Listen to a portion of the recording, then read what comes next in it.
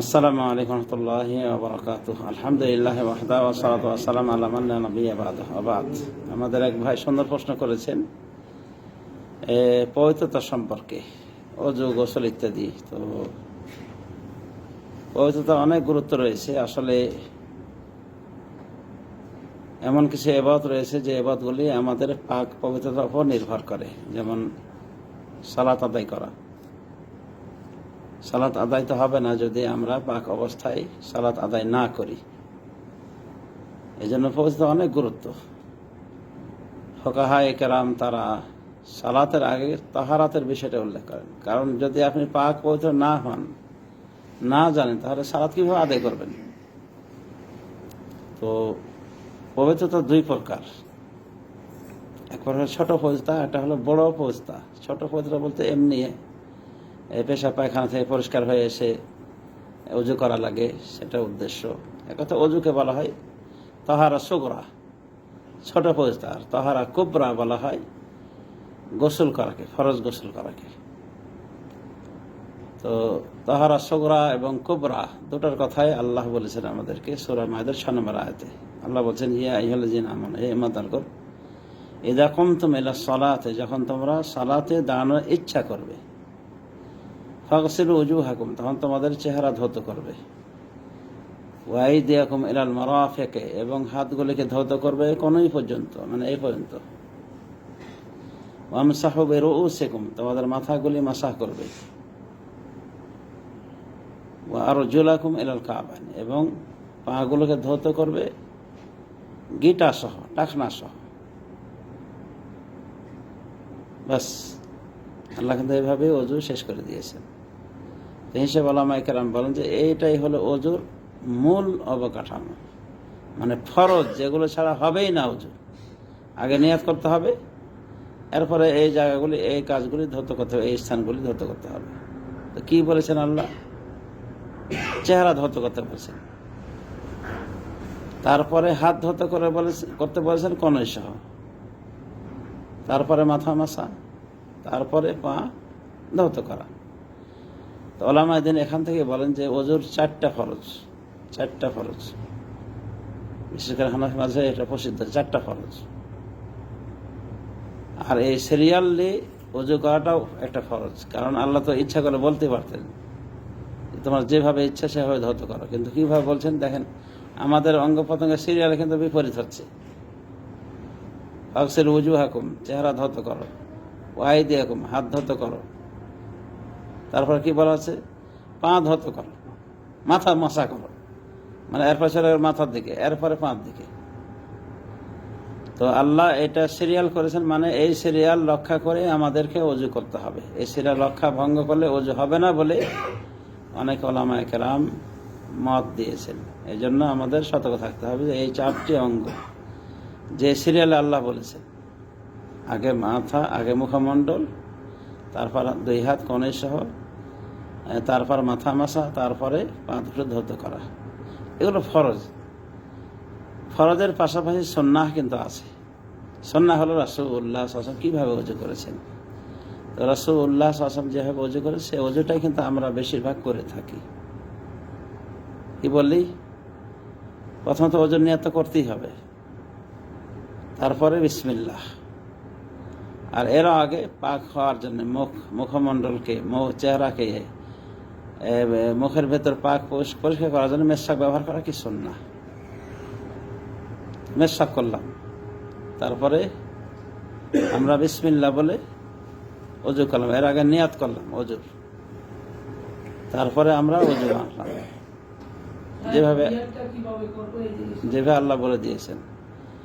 নিয়াতটা হলো মনের সংকল্প, মনে থেকে আপনি হাজির করবেন যে আমি এই অজুটা করতেছি ইবাদত হিসেবে। এমনি তো হাত পা ধুতে পারে মানুষ, কিন্তু নিয়াত থাকতে হবে যে আমি এটা দিয়ে ইবাদত আদায় করছি। বাস, এটাই আপনার নিয়াত হয়ে গেল। আপনি যেটা করছেন জেনে বুঝে করলেই হলো। পাগলকে যদি বলা হয় কোথাও গেলে, এই পাগল যাও, জানি না,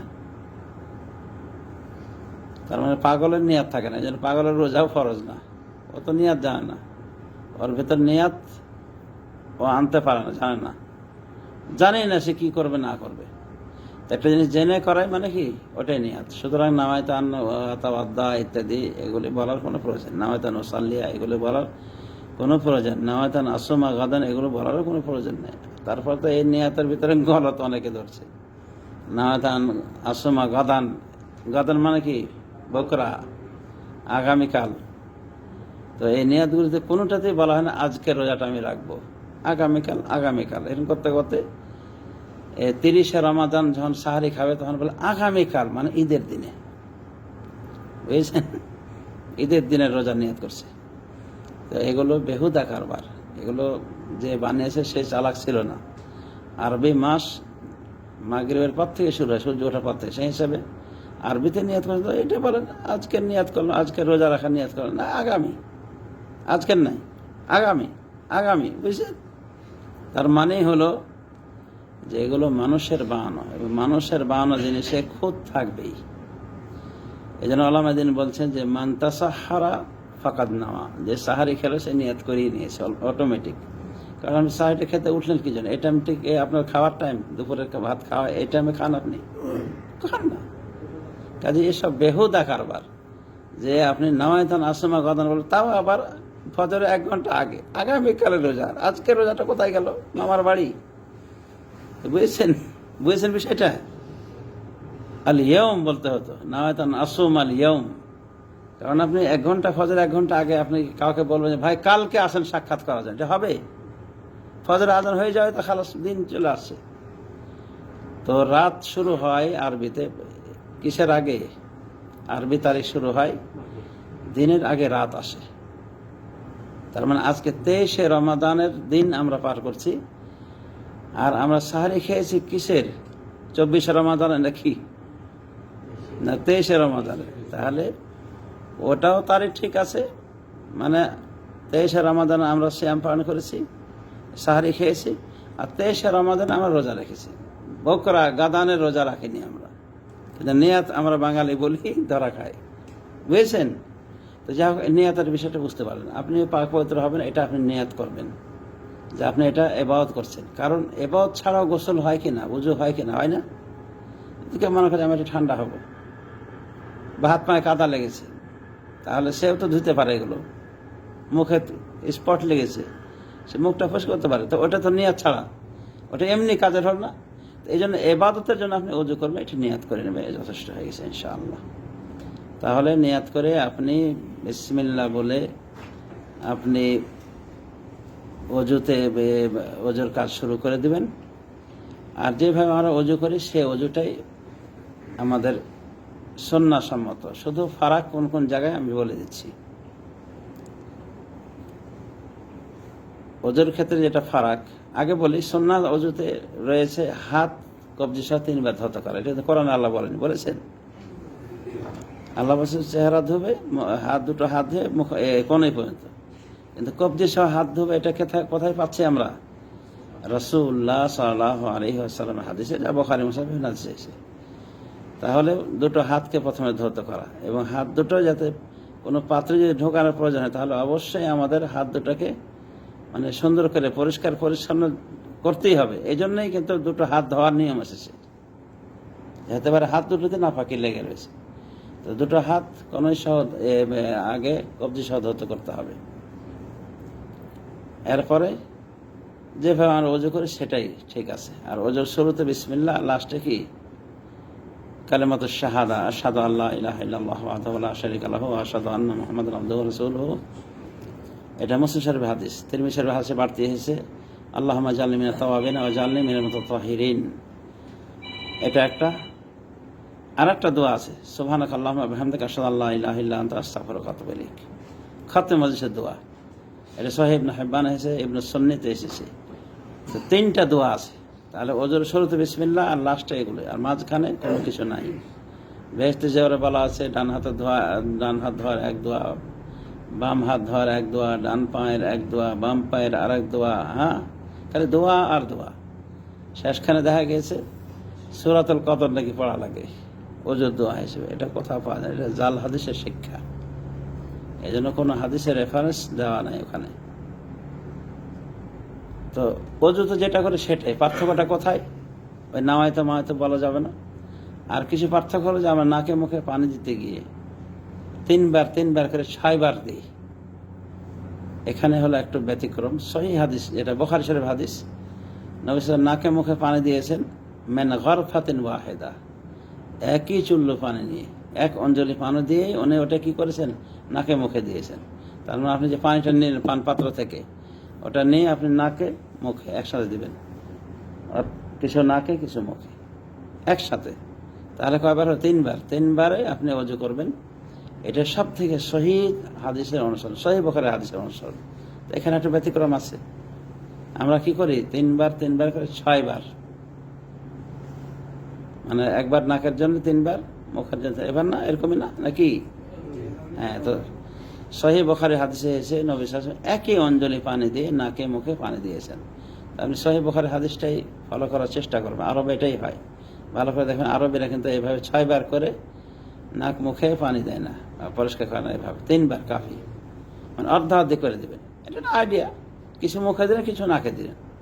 আচ্ছা, আর একটা যেটা পার্থক্য সেটা হলো যে গড়গড়া করার সময় আমরা গড়গড়া করি, মদমাদাকে বলা হয় কুল্লি করা। তো কুল্লি করার অর্থ সরাসরি গড়গড়া আসে না। গড়গড়া মানে কি? গারগারা, মানে একেবারে কণ্ঠনালীর কাছে চলে গিয়েছে। হাদিসে বলা হয় তোমাদের একজন তওবা গ্রহণ হবে যতক্ষণ পর্যন্ত জান, প্রাণটা কণ্ঠনালীর কাছে না চলে আসে, মানে একবারে এখানে চলে যেত। মানুষ আমার ওযু করার সময় মানুষের মতের শুরু হয়ে গেছে। তো এত কষ্ট করার দরকার না, এটা দেশ থেকে আমরা শিখে আছি, বেহুদা আমল এটা। অতিরিক্ত কষ্ট করা আর বেকট শব্দ করে মানুষকে চমকায় দেওয়া যে কি হলো, ঘটনা কি, বুঝেছে? মদমাদা, ওলামায়ে দ্বীন বলছেন যে যদি আপনি পানিটা মুখের বেশি পরিমাণে যদি একটু যদি নড়াচড়া করে, আপনার মদমাদার কাজ হয়ে গেছে, কুল্লির কাজ হয়ে গিয়েছে। গড় গড় করে এ করতে হবে না, এইভাবে করে, বুঝেছে? তো এখানেও একটু পার্থক্য, তাছাড়া বাকি ঠিক আছে। আর সমস্যা যেখানে আছে সেটা তো ইনশাআল্লাহ বলেছি, আরও কিছু বলবো। সেটা হলো অজু শেষে আমরা কি করি, মানে মাথা মাসা করার সময় একটু ভুল হয়ে যায়। সেটা হলো কি, মাথা মাসার সঠিক নিয়ম যে আমরা এইভাবে হাত ভিজিয়ে আমরা এইভাবে নিয়ে যাব, একবারে চুল গজানোর স্থান থেকে নিয়ে পেছন থেকে নিয়ে যাবো, কত দূর? পিছন সাইড, মাথার পেছন সাইড, যেখান থেকে শুরু করেছি সেখানে নিয়ে আবার পৌঁছায় দেবো। সহিহ বুখারীর হাদিস। তবে একবার করাটাই ওয়াজিব, দ্বিতীয়বার করা সুন্নাহ। মানে একবার যে আপনি নিয়ে গেলেন ওটা খালাস, ওয়াজিব হয়ে গেছে আদায়। আবার নিয়ে আসলেন, এটা সুন্নাহ। এক কথা এইভাবে সুন্নাতি তরিকা রাসূলুল্লাহ সাল্লাল্লাহু আলাইহি ওয়াসাল্লাম এটা করেছে, মানে সহিহ বুখারীর হাদিস পাওয়া যায়। তো চুলগুলো এলোমেলো না করেও আপনি মাসা করতে পারেন। আবু দাউদ হাদিসে রয়েছে নবী সাল্লাল্লাহু আলাইহি ওয়াসাল্লাম কোনো সময় মাসা করেছেন খুব হালকাভাবে, মানে কারোর হয়তো চুল সিঁথি করা আছে, ও চাচ্ছে না চুল আগল বল হয়ে যায়, তখন পানির টাচ দিয়েছেন, মানে আস্তে করে নিয়ে গেছেন, আস্তে করে উপর দিয়ে ভেজাইছেন। এটা করা যেতে পারে, শোনো আবু দাউদ হাদিস প্রমাণিত। তাহলে আমরা এভাবে অজুতে করতে পারি। এরপরে এখানেও একটা পার্থক্য আছে যে আমরা মাথা মাসা করার জন্য নেই এক পানি, কানের জন্য নেই আর এক পানি। সহিহ হাদিস মতে এক পানি নিয়ে রাসূলুল্লাহ সাল্লাল্লাহু আলাইহি ওয়াসাল্লাম দুটো কাজ করেছিলেন, মাথা মাসা করেছিলেন এবং কান মাসা করেছিলেন। এবং হাদিসে এসে আবু দাউদ হাদিসে আল উযুনান মিনার রাস, কান দুটো মাথার অন্তর্ভুক্ত, মানে মাথার যেটা বিধান কানের সেটাই বিধান। তো আমরা মাথা মাসা করি না, ঠিক কানটাও এভাবে মাসা করে ফেলবো। তাহলে একটু পার্থক্য আমরা বুঝতে পারি। আরেকটা হলো যে ওই মাথা মাসা করার পরে না কান মাসা পরে কোন সময় ওই যে পোঁছ দেওয়া হয় একটা, কানের পরে। আচ্ছা, এটা আমি করি না, এই জন্য আমি জানি না। কারণ আমি জানি, আমি বাপ দাদার কাল থেকে শুনে আসছি যে এটা জয়ীফ হাদিস, এটা সঠিক না। পরবর্তীতে নিজের চোখে দেখলাম যে এই মনে কোনো সহিহ হাদিস পাওয়া যায় না। আপনি সহিহ বুখারীর হাদিস খুলে দেখেন, সেখানে নবী সাল্লাল্লাহু আলাইহি ওয়াসাল্লামের ওযুর পুরো লিস্ট আছে, যেন আপনি দেখছেন সচক্ষে কীভাবে ওযু করেছেন। সেখানে আপনি ঘাড়ে পোঁছ দেওয়াটা পাবেন না। এই জন্য ওলামায়ে কেরাম এই বিষয়ে বলেন, আরবের ওলামায়ে কেরাম, যে এটা কি অনর্থক জিনিস, এগুলোর কোনো প্রয়োজন নেই। এবং ঘাড় মাসা করা বিষয়ে আবু দাউদ সহ বিভিন্ন হাদিসে এসেছে, ওই হাদিসগুলো একটাও সহিহ না। কিছু জাল হাদিসে এসেছে, তুমি ঘাড় মাসা করলে কিয়ামত মাসে তোমাকে আর জাহান্নামের আগুন স্পর্শ করবে না। তা আসল কথা যে এটা সঠিক হাদিস না, জাল হাদিস। সহিহ হাদিসে নবী সাল্লাল্লাহু আলাইহি ওয়াসাল্লাম ঘাড় মাসা করতেন না, এই জন্য আরব জাহানে ওরা করে না, বুঝেছেন? তো সব থেকে উন্নতটাই আমরা করার চেষ্টা করব। খালি দুনিয়ার বিষয়ে ওই ভালোটা বিরিয়ানি দেখে ওই প্লেটে যাবো আর মুড়ির প্লেটে নাই, কিন্তু দুনিয়ার আখেরাতের বিষয়ে হলেই হলো। আপনার হয়ে যাবে অজু, কিন্তু আপনি কি করবেন? ভালোটা, সর্বশ্রেষ্ঠটা, সহিহ বুখারী মুসলিমের হাদিস দ্বারা প্রমাণিত যেটা সেটা করার চেষ্টা করবেন, একবারে সহিহ হাদিস, এই হাদিসের বিতর্ক নাই। তাহলে আশা করে বুঝতে পেরেছি এই ঘাড়ে মোচড় দেওয়াটা এটাও সঠিক নয়, আর নামাতান ওসাল্লে ওটাও সঠিক নয়। এক কথা, নিয়াতের সর্বগোষ্ঠী যত আছে, কোথায় নিয়াত হবে? মিনাল কলব, হৃদয়ে নিয়াত হবে, হৃদয়ের বাইরে থেকে নয়, জবান দিয়ে উচ্চারণ করা জিনিস নয়। আপনাকে ডাকাত অনেক সময় এসে বলে, হুজুর চলেন ওইদিকে, আমিও যাবো আপনার সাথে। বাড়ি কোথায়? ও তো আমার তো ওইদিকে বাড়ি। এগুলো যে বলছে তার নিয়াত কি? এগুলোই নিয়াত না প্রতারণা করার নিয়াত? দিনাজপুর স্টেশনে আমি সকালে এসে অপেক্ষা করছি ট্রেনের, এক ভদ্রমাস বলছে, হুজুর কোথায় যাবেন? ছাত্র জীবন, এমনি টাকা পয়সা কম, তারপরে যা ছিল ওগুলো নেওয়ার চেষ্টা। তাই বলছে অমুক জায়গায় যাবো। টাকা তো অনেক পয়সার দরকার। কত আনছেন হুজুর? কত আনছেন? এটা শুনে আরো সন্দেহ বলছে, ব্যাপার কি? আমি কত আনছি ওর জানার দরকার কি? আনছি খরচার মতো। ওরা কেটে পড়লাম। আল্লাহ আমাকে মানে একটু বুঝিয়ে দিলেন, মনে হলো যে জ্ঞান দিলেন যে না, ওর কাছে বেশি থাকা ঠিক হবে না। তো ও যে এগুলো করছে, ও কি আসলে আমার বন্ধু ছিল না ডাকাত ছিল, চোর, বাটপার? তাহলে মনের ভিতরে একটা কিছু রেখে উপর দিয়ে বলা যায় কিনা? তা আপনি যে নেয়াতটা মনে করছেন যে নেয়াতটা আপনার ভেতরে বাইরের জিনিস, তো মোনাফেকরাও রাসূল সাহেব বলতো যে রাসূল আপনি আল্লাহ রসুল, আমরা সাক্ষী দিচ্ছি আপনি আল্লাহ রসুল। আল্লাহ বলছেন হ্যাঁ আপনি অবশ্যই আল্লাহ রসুল। আল্লাহ সাক্ষী দিচ্ছে যে আপনি আল্লাহ রসুল, মানে আমি আল্লাহ সাক্ষী দিচ্ছি আপনি আল্লাহ রসুল। কিন্তু মোনাফেকরা মিথ্যাবাদী, কারণ জবান দিয়ে যেটা বলেছিল ভিতরে সেটা নাই। তাহলে ভিতরটা হলো আসল। আর আমরা বাঙালি নিয়াত করি সব উপর দিয়ে। আজকে যেখানে এসেছেন নামাজ পড়ার সময়, নামাজ পড়ার জন্য যারা এসেছেন তারা তো হয়তো নাওয়াইতান ওসাল্লে বলেছেন, কিন্তু এই যে মজলিসে বসা এটা নেকির কাজ। যখন আসেন সম্মেলনের কথা যারা যারা শুনেছিলেন তারা আসার সময় বলছেন আজকে সম্মেলনে যাব, হুজুরদের দাস শুনবো, এটা বলেছেন, নিয়ত করে বলেছেন কেউ না? মনের ভিতরে ছিল যে আজকে সম্মেলন আছে, কিছু শুনি, যেহেতু জমাবার একটু ইয়ে আছে, অফ আছে, আর এটা তো একবারই আসে, এটা নিয়াত হয়ে গেছে অলরেডি, হয়নি? কোরআন পড়ছেন, কোরআনের প্রত্যেকটা হরফ 10 টাকা নাকি। নিয়াত না থাকলে কোনো এবাদত আল্লাহ গ্রহণ করবেন না। ইন্নামাল আমালু বিন্নিয়াত, আমল মাত্র নিয়াত নির্ভরশীল। তা আপনি কোরআনের নিয়াতের জন্য কি গদ উচ্চারণ করেছেন? আছে নাওয়াতান আকরার, কোরআন বলতে হবে, এটা আমাকে বানাতে হবে মনে হয়।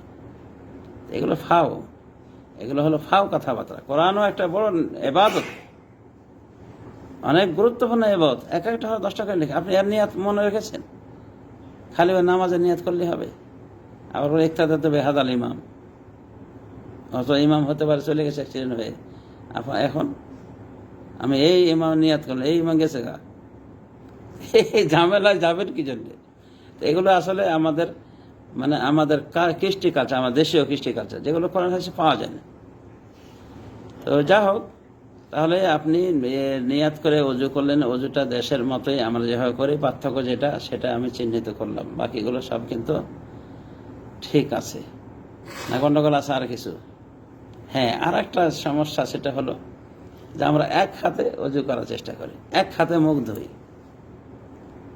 সহিহ হাদিস, সহিহ বুখারী সহিহ হাদিস, বিভিন্ন হাদিসে আসছে নবী সাল্লাল্লাহু আলাইহি ওয়াসাল্লাম অঞ্জলি ভরে, 2 অঞ্জলি ভরে পানি নিয়ে দিয়েছেন, এতে করে তো আপনি বসে করে পানি করেন, কিন্তু আমরা এক হাতে ধুই। আমি নিজেও অনেকদিন এই করেছি। পরে একটা পোলা, আরব একটা পোলা বললো যে এটা মাইসির 2টো হাত দিয়ে করো। তখন আমি মদিনা ফাঁসির ছাত্র, তাও ওটা বুঝতে পারিনি। ও যে আমার ভাবি নাকি শিখিয়েছিল, ওটাই চলছিল আমার আমল, বুঝেছেন? জায়েজ আছে, কিন্তু আপনি হাদিসগুলো দেখলে দেখবেন 2 অঞ্জলি নিয়ে মুখে পানি দিয়েছে, এতে বেশি পানি আসবে আপনার। কিন্তু হানাফি গোষ্ঠী আমরা বেশিরভাগ, আমরা যে দেশ থেকে আসছি, তারা কি করি, ওই এক হাতে পানি নেই না, 2 হাত লাগায় মুখ ধোয়ার সময়। বলেন না না, আপনি পুলিটা ওটা আলাদা করেন, কিন্তু মুখ ধোয়ার সময় বলছি, মুখ ধোয়ার সময় 2 হাত ব্যবহার করতে হবে। হ্যাঁ। আর কিন্তু আর নানা টেপ টেপ ইত্যাদি বিষয় যখন যেখানে সুযোগ আছে ওইটা কথা বলছি। তো সাধারণত 2 হাতে বা আপনি এটা বর্তমানে যে কোনো কাজে আপনি 2 হাতে ব্যবহার করেন, 2 হাতে করলে আপনার পানিটা বেশি আসবে। তো এখানে একটু হালকা আছে, তবে এই কারণে বেশি কোনো সমস্যা হবে না ইনশাআল্লাহ। তো 2 হাত ব্যবহার করা, বিশেষ করে কোন সময় মুখমণ্ডল যখন ধৌত করতে চাইবে তখন আপনি অঞ্জলি ভরে পানি নিয়ে এভাবে ধৌত করতে পারেন। আচ্ছা, ওযু শেষ, আলহামদুলিল্লাহ ওযু শেষ হয়েছে। আমরা কি বলবো শেষে? 3টা দোয়া বলেছি, এরা হাদিসে শেখানো। লাইলাতুল কদর পাঠ করা, বেহেশতে যাওয়ার আছে, কিন্তু বেহেশতে যাওয়ারের কোনো রেফারেন্স না, এটা হাদিস হিসেবে জাল। লাইলাতুল কদর এখানে প্রসঙ্গে ওঠে না, এটা একটা সূরা, এটা এখানে পড়তে হবে, কোনো দলিল পাওয়া যায় না। তাহলে ওযু হয়ে গেল আমাদের, ওযু হলো না? হলো না? বলছে আগের মতো যেভাবে করি সেখানে, যেটা একটু পার্থক্য সেই জায়গাটুকু আমি চিহ্নিত করে দিয়েছি, তাই ইনশাআল্লাহ খেয়াল করব। আর যে বিষয়ে আমাদের একটা ত্রুটি বেশি হয়ে থাকে সেটা হলো যে পা ধৌত করার সময় বেহিসাব পানি খরচা করি, এটাও খেয়াল করতে হবে। বরং হাদিসে 3 বার করে পা ধৌত করারও কথা এসেছে, এই জন্য আপনি 3 বার করে পা ধোয়ার চেষ্টা করেন। এখন টেপের পানি তো আমরা আন্দাজ পাই না, তা একটা আন্দাজ করে নিতে হবে, 3 বারের মতো করে আন্দাজ করে আপনি পাটা ধুয়ে নেবেন। এক কথা অপচয় হবাই করা উচিত নয়। নবী সাল্লাল্লাহু আলাইহি ওয়াসাল্লামের ওযুর পরিমাণ ছিল, পানির পরিমাণ ছিল 1 মুদ, 1/4 ভাগের 1 ভাগ। 1 যদি 2.5 কেজি ধরে সেই হিসেবে কত হয়? 1 মুদ 4 ভাগের 1 ভাগ, 2.5 কেজি 4 ভাগের 1 ভাগ, সামান্য। কিন্তু আমাদের 1 বালতি পানি লাগে, বিশেষ করে টেপ খোলা থাকলে পুরা ছেড়ে দেয় ওযু করার জন্য, এরকম করি না? আর গোসলের ক্ষেত্রে নবী সাল্লাল্লাহু আলাইহি ওয়াসাল্লাম কি করতেন? 4 মুদ থেকে 5 মুদ ব্যবহার করতেন, মানে 1 সা রুবু সা ব্যবহার করতেন পানিতে, ওযুতে, গোসলে। একজন বলল যে কিভাবে হবে, এভাবে এটা কি গোসল হবে? সাহাবীদের জামাতে বলছিল, তখন ওই সাহাবী প্রতিবাদ করে বলেছিলেন যে তোমার থেকে যার বেশি চুল ছিল মাথায় তার হয়েছে, মানে রাসূলুল্লাহ সাল্লাল্লাহু আলাইহি ওয়াসাল্লাম। আর এই জাতীয় হাদিসগুলোর উপরেই একজন সুবিখ্যাত আলেম যিনি মারা গিয়েছেন, এত কিছুদিন হলো মারা গিয়েছেন, ডক্টর আব্দুল্লাহ জাহাঙ্গীর, বাঙালি আলেমদের ভিতরে উনি সেরা আলেমের অন্তর্ভুক্ত। তো উনি রাসূল সাল্লাল্লাহু আলাইহি ওয়াসাল্লাম এই পরিমাণ ওযুর পানি, গোসলের পানির উপর উনি অ্যানালাইসিস করে বলছেন যে রাসূলুল্লাহ সাল্লাল্লাহু আলাইহি ওয়াসাল্লাম যদি এটা লুঙ্গি পরে গোসল করতেন এটা যথেষ্ট ছিল না। লুঙ্গি পরে যদি গোসল করতেন যথেষ্ট, ওই আটকে যেত লুঙ্গিতেই। তার মানে উনি বলছেন যে আরবদের প্রাচীনতম অভ্যাস উলঙ্গ হয়ে গোসল করা, নিরাপদ পর্দা করা জায়গায়। কিন্তু আমরা বাঙালি কি করি? অনেক বড় গুনাহের কাজ মনে করি। আর কিছু হতভাগ্য বেয়াদব, মানে মূর্খ, নিজেই যায় না, ওস্তাদি করতে বসেছে, বলছে যদি কেউ গোসল করে উলঙ্গ হয়ে গোসলখানায় এই রোগে মরে যাবে, এ হবে সে হবে, জিনে এসে ধরে নেবে। এগুলো সব যত সব ফালতু কথা। আর ওগুলো এই পাগলের দল দেখছে, মানে হাজার হাজার। অথচ আব্দুল্লাহ জাহাঙ্গীর কথাটা মনে থাকবে তো, আমি কিন্তু বলিনি, উনি বলেছেন। তো বুখারীর হাদিসগুলিতে পাওয়া যায় যে রাসূলুল্লাহ সাল্লাল্লাহু আলাইহি ওয়াসাল্লাম তিনি নিজে বর্ণনা করেছেন 2 জন নবীর ঘটনা। গোসলের বিষয়ে আমরা এখন ঢুকে গেছি বলা যেতে পারে। তো উনি নিজে 2 জন নবীর ঘটনা বলছেন। এর আগে অধ্যায় রচনা হয়েছে বাবুল গোসল আর রিয়ানা, উলঙ্গ হয়ে গোসল করার অধ্যায়, বুঝেছেন? তো 2 জন নবীর ঘটনা আছে। একজন নবী আইয়ুব আলাইহিস সালাম, একজন মূসা আলাইহিস সালাম। তো মূসা আলাইহিস সালামের ঘটনা কি? মূসা আলাইহিস সালাম উনি পৃথক হয়ে গোসল করতেন, আর তার লোকেরা একসাথে গোসল করত, একজন আরেকজন দেখা দেখি করতো। তো মূসা আলাইহিস সালাম আলাদা গোসল করার কারণে ওরা বলছে মূসা আমার সাথে গোসল করেন, এর কারণ হলো দোষ আছে, অন্ডকোষে দোষ আছে। এই যে একটা নবীর উপরে বহুবাদ জুড়ে দিল। নবী রসুল মতোয়া এগুলো পাইলেই তো মানে চেষ্টা, যদি সুযোগ পাইলে তাহলে ছাড়ে না। এখন মূসা আলাইহিস সালামের দোষ হলো যে ওনার সমস্যা আছে, ও হচ্ছে আল্লাহ রাব্বুল আলামিন নবীর আসলে নিখুঁত করে সৃষ্টি করেন এবং সুন্দর থাকে, সম্ভ্রান্ত পরিবার তাদের জন্ম হয়। এখন মূসা আলাইহিস সালামকে এই দোষ দিয়ে দিল তারা। তো আল্লাহ এটা সহ্য করতে পারলেন না। আল্লাহ মূসাকে পবিত্র করার জন্য একদিন একটা ঘটনা ঘটাই দিলেন। মুসা আলাইহিস সালাম গোসল করতে নেমেছে, উনি কিন্তু উলঙ্গে গোসল করছে নির্জনে। তো উনি গোসল করতে নেমেছেন আর পাথরের উপরে উনি তার লুঙ্গি রেখে উনি গোসলে গিয়েছেন। গোসল সেরে লুঙ্গি মানে পরার জন্য আসছেন, পাথর দিছে দৌড়, পাথর লুঙ্গি সহ দৌড়। তো উনি সবই হাজার, সবই হাজার, সবই হাজার, পাথর কাপড় দে, পাথর কাপড় দে। পাথর কিন্তু তার কথা শোনে, পাথর শুনে তার মালিকের কথা, কে আল্লাহর কথা শুনতেছে। এই পাথর এমন জোরে দৌড়া যে মুসা পারে না। মুসা দৌড়াতে দৌড়াতে গিয়ে এদিকে পাথর থেমে গেছে ওই দুষ্ট লোকগুলির নিকটে গিয়ে। তো পাথর থেকে উনি কাপড়টা নিয়ে, এত রাগ ছিল তার যে ওই পাথরকে পিটাইছে, লাঠি দিয়ে পিটাইছে। এর ভিতরে ওরা দেখে ফেলছে। তারপরে আল্লাহে মা বে মুসা বাস, আল্লাহর কসম মুসা তো কোনো সমস্যা নাই। আমরা বলছি যে অন্ডকোষে দোষ আছে না, তো সুন্দর। তো এটা বুখারীর হাদিস। এদিকে ইঙ্গিত দিয়েছেন আল্লাহ সূরা আহজাবের ভিতরে, ইয়া আইয়ুহাল্লাযীনা আমানু লা তাকুনু কাল্লাযীনা আযাউ মূসা, হে ঈমানদারগণ তোমরা ওদের মতো হয় না যারা মূসাকে কষ্ট দিয়েছিল। ফাবাররাহুল্লাহু মিম্মা ক্বালু, অতঃপর আল্লাহ তাকে পাক পবিত্র করেছেন তাদের অভিযোগ থেকে। আর সেটা কি এটা, মানে এই আয়াতে তাফসীরে ইমাম বুখারী উল্লেখ করেছেন। তাহলে এই মূসা সম্ভ্রান্ত নবী, উনি উলঙ্গে গোসল করেন, আপনি বাঙালি হয়ে আপনি মনে করলেন যে আমাকে জিনে ধরবে, ভূতে ধরবে, এই হবে সে। আর ওই জাহেলের কথায় আপনি কি করছেন, লুঙ্গি প্যান্ট শার্ট পরে আপনি উমরাতে গিয়েছে, এতগুলো কাপড় ভিজিয়ে এখন শুকাবেন কই, চিন্তায় পড়ে গেছেন। বুঝেছেন, একেবারে অজ্ঞতা। দিন জানলে সহজ, না জানলে কঠিন। বুঝেছেন। তো একজন নবীর আমল পাওয়া গেল না, আর এক নবীর আমল ইমাম বুখারী উল্লেখ করেছেন। আইয়ুব আলাইহিস সালাম, আইয়ুব আলাইহিস সালাম উলঙ্গ হয়ে গোসল করছেন বাথরুমের ভিতরে, সব এখানে ঘেরা বা নির্জন। মুসা আলাইহিস সালাম নির্জনে গোসল করছিলেন, অন্য কেউ দেখেনি। আর এই ঘটনা আল্লাহ ঘটালেন ওকে নির্দোষ প্রমাণ করার জন্য, আর নির্দোষ প্রমাণ হয়ে গেল।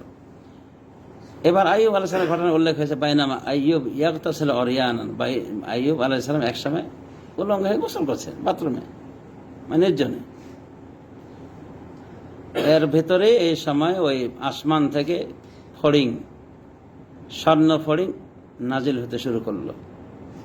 ওগুলো উনি অঞ্জলি হয়ে নেওয়া শুরু করে ধরতে শুরু করলেন। তখন আল্লাহ ডাক দিয়ে বলছে, হে আইয়ুব, আমি কি তোমাকে এগুলো নেওয়া থেকে অভাবমুক্ত করিনি?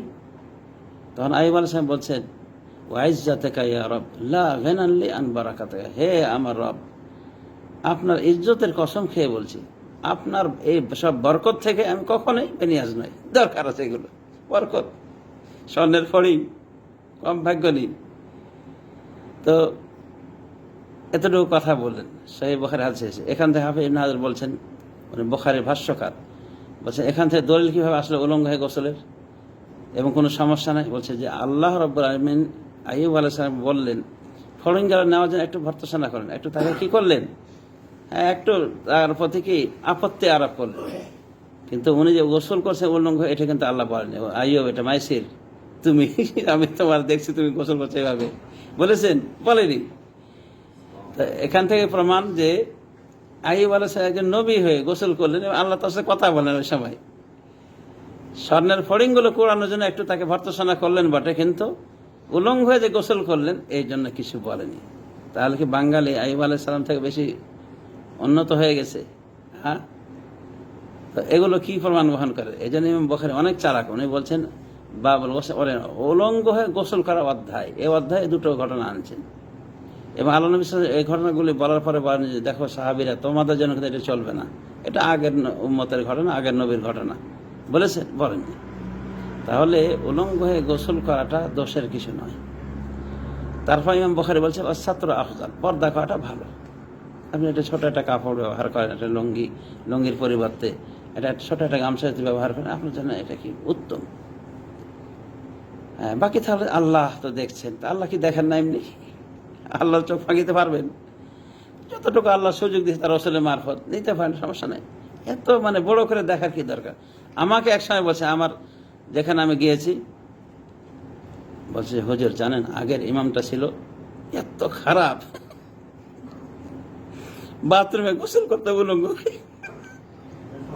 তাই আমি বললাম, তো আপনারাই তো নাদান, আপনারাই তো নাদান, আপনারা জানেন না যে সহিহ বুখারীতে হাদিস আসছে, হ্যাঁ, দুইজন নবীর ঘটনা উল্লেখ করেছেন। এরপর থেকে আর ওই ইমামের কাছে দোষারোপ করেন, বাঁকা চোখে দেখে না। এখন বলছে জায়েজ আছে, জায়েজ কাজিতে করেছে, জায়েজ কাজিতে করে থাকে, তাকে দোষারোপ করার কিছু আছে? আর দুইজন নবীর কর্ম উল্লেখ করেছেন রাসূলুল্লাহ সাল্লাল্লাহু আলাইহি ওয়াসাল্লাম, আর সেটা বুখারীতে স্থান পেয়েছে, কোরআনের পরে পরে যে বুখারী স্থান। তাহলে কি হলো? উলঙ্গে গোসল করার কোনো ব্যাপার না। আপনি একটা গামছা ব্যবহার করেন, সেটা আলাদা কথা, কিন্তু যদি আপনি মনে করেন এটা গোসল ওজুরও টাইম নেই, কোনো কিছুর টাইম নেই, আপনি এমনি একটা পাক পরিষ্কার হচ্ছেন, খেলাধুলা করে ইয়ে রয়েছে, আপনি আর অধিক পাক হচ্ছে, সমস্যা কি? করিতে প্রবলেম, কোনো সমস্যা নাই, ঠিক আছে। তবে ওলামায়ে বলছেন যে তাহারা তো দুই প্রকার, একটা ছোট তাহারা, ছোট পবিত্রতা যেটা ওযু, আর বড় পবিত্রতা সেটা কি? ফরজ গোসল। এমনি গোসল আর ফরজ গোসল দুটাতে পার্থক্য রয়েছে। আপনি এমনি গোসল করতে পারেন না, খেলাধুলা করে আপনি পাক শাক হওয়ার জন্য গোসল করলেন, এটা ফরজ গোসল না, এটা কি সুন্নত না, এটা কিছু, এটা জায়েজ গোসল। এতে আপনার কোনো নেকিরও মানে ইয়ে নাই, আলাদা কোনো নেকির কথা নাই। কিন্তু ফরজ গোসলটা একটা ইবাদত। আপনি ওই স্বপ্নদোষ হয়েছে, গোসল করেছেন, এটা একটা ইবাদত, ফরজ গোসল ইবাদত। স্বামী স্ত্রী মিলিত হলেই গোসল ফরজ হয়ে যায়, বীর্য বের হওয়া শর্ত নয় স্বামী স্ত্রীর ক্ষেত্রে। তো আপনি যে গোসল করেন, এটা কি ফরজ, এটা ইবাদত। তো ফরজ ইবাদতের নিয়াত লাগে। এখন আপনি গোসলের নিয়াত কিভাবে করেন বুঝেন, বিষয়টা বুঝেন, যে আপনি খেলাধুলা করেছেন, আবার এদিকে স্ত্রী মিলনও করেছেন, হয়তো সকালবেলায় খেলাধুলার কথাটা শুধু মনে আছে, আপনি গোসল করেছেন, কিন্তু পরে মনে হয় আমি তো ফরজ গোসল তো আমি করিনি, ওই গোসল আপনার হবে না। কারণ ওই গোসলের সময় আপনি মনে করেছেন ফুটবল খেলে ওই ধুলামুলা লেগেছে, ওই জন্য আমি করলাম। কিন্তু যেহেতু আপনি মনে করেনি ওই সময় ফরজ গোসল, স্ত্রীর সাথে মিলিত হওয়ার গোসলের কথা মনে করেনি, আপনার গোসল হয়নি, আবার গোসল করতে হবে। এটাই হলো নিয়াতের পার্থক্য, বুঝছেন? কিন্তু তখন আপনি নিয়াত করতে পারতেন, মানে স্মরণ হতো আপনার যে আমার তো ফরজ গোসল বাকি, আমি ফরজ গোসলের নিয়াতে আমি এই গোসলটা করবো। তখন ওই গোসল ছিল ইবাদত, এবং আপনার নিয়াত থাকার কারণে আপনি ফরজ গোসল পড়ে, ফরজ গোসল করে ফরজ নামাজ পড়তে পারতেন, নামাজ পড়তে পারতেন। কারণ আল্লাহ রাব্বুল আলামিন সূরা মায়েদার 6 নম্বর আয়াতে প্রথমে ওযুর কথা বলছেন, এরপরে বলছেন ওয়াইন কুনতুম জুনুবান ফাত্তাহহারু, আর যদি তোমরা নাপাক থাকো তাহলে পাক পবিত্র হয়ে নাও, মানে গোসল করে নাও। তো আগে ওযুর কথা বললেন, এরপরে বলেন যদি তোমরা নাপাক হয়ে থাকো তাহলে কি করো? পাক পবিত্র হয়ে যাও, মানে গোসল করে নাও। এই জন্য ওলামায়ে দ্বীন বলছে যে ফরজ গোসলের জন্য আগে ওযু বানানো শর্ত না, আগে ওযু বানানো একটা সুন্নতি গোসল হলো, কিন্তু ফরজ গোসল আপনার এমনি আদায় হয়। নিয়াত করে আপনি গোসল করবেন, সারা শরীর ঢেলে দিবেন, পানি ঢেলে দিবেন, সুন্দর করে পরিচ্ছন্ন হবেন, আপনার ফরজ গোসল হয়েছে। ওই গোসলে আপনি ইচ্ছা করলে সালাতও আদায় করতে পারেন, লজ্জাস্থানে হাত যদি না দেন। লজ্জাস্থানে হাত দিলে কি হবে? এখানে ইখতিলাফ আছে। কিছু ইমাম বলছে যে সরাসরি হাত দিলে ওযুটা ভেঙে যায়, তার মানে আপনার গোসলের ভিতরে যে একটা ওযু ছিল সেটা আপনার কি হলো? ভেঙে গেল, অতএব আপনাকে আবার ওযু করতে হবে। আবার কিছু ওলামায়ে কেরাম বলছে না, কোনো সমস্যা নেই। এর ভিতরে ইমাম আবু হানিফা বলছে যে কোনো সমস্যা নেই লজ্জাস্থানে হাত দেওয়াতে। আর আমরা মনে করি যে হাঁটুর উপরে কাপড় উল্টেই খালাস, ওযু গেছে গা। এগুলো বুঝাবুঝির ভুল। ওযু যায় না, উলঙ্গ হয়ে ওযু করা যেতে পারে, জায়েজ আছে। যেমন ফরজ গোসলটা আপনি যদি উলঙ্গ হয়ে করেন, করার তো সাপোর্ট আছেই। আর লজ্জাস্থানে যদি হাত না দেন, আপনার গোসল হয়ে যাবে, সুন্দরভাবে হয়ে যাবে, আপনি নামাজে পড়তে পারবেন। আর এখানে লজ্জাস্থানে সরাসরি স্পর্শ করলে ইখতিলাফ তো আছে, বুঝেছেন, যে আপনার ওযুটা ভাঙবে কিনা। তো যারা ওযু ভাঙার পক্ষে তারাই বলছে যে তাহলে তাকে আবার ওযু করতে হবে। খালাস, আপনি ওই ঝামেলায় যাবেন কি জন্য? ওই জায়গায় হাত দিলেই না, আগে ভালো করে কসলায় সুন্দর করে পরিষ্কার হয়ে গেলেন, এরপরে গোসলের সময় শুধু পানি দিলেন, সুন্দর করে পানি ছেটা দিয়ে পানি বহায় দিলেন, তারই তো হয়ে গেল। তো যা হোক, এই ছিল কিছু কথা ফরজ গোসল বিষয়ে। তো ফরজ গোসলের ক্ষেত্রে আল্লাহ একটাই কথা বলেছেন, বেশি কিছু বলেননি। ওয়াইন কুনতুম জুনুবান ফাত্তাহহারু, আর যদি তোমরা নাপাকিতে থাকো তাহলে পাক পরিষ্কার হয়ে নাও, মানে গোসল করে নাও। এরপরে আল্লাহ রাব্বুল আমিন ওযুর এবং গোসলের বিকল্প হিসেবে তায়াম্মুমের কথা উল্লেখ করেছেন এই সূরা মায়েদার 6 নম্বর আয়াতে। সেটা কি? আল্লাহ বলছেন যদি তোমাদের কেউ পেশাব পায়খানা থেকে আসে, আল্লাহ মাস্তমনেসা অথবা মহিলাদের স্পর্শ করেছে কিন্তু পানি পাওনি, তাহলে ফাতায়াম্মামু সাইদান তাইয়্যিবান, তাহলে পাক পবিত্র মাটি দিয়ে তোমরা তায়াম্মুম করে নাও। তার মানে প্রথমে অজু, তারপরে গোসল, ফরজ গোসল, তারপরে আল্লাহ শিক্ষা দিয়েছেন যে অজু ফরজ গোসলের বিকল্প কি আছে। এমনও হতে পারে যে আপনি এমন একটা জায়গায় আছেন যে সেখানে না আছে পানি, না আছে অজু, কিন্তু মাটি আছে, কি করবেন? মানে অজু করতে পারছে না, পানি নাই, আবার আপনার গোসলেরও পানি নেই, হয়তো ফরজ গোসল হয়ে গেছে, তখন আপনি কি করবেন? তখন আপনি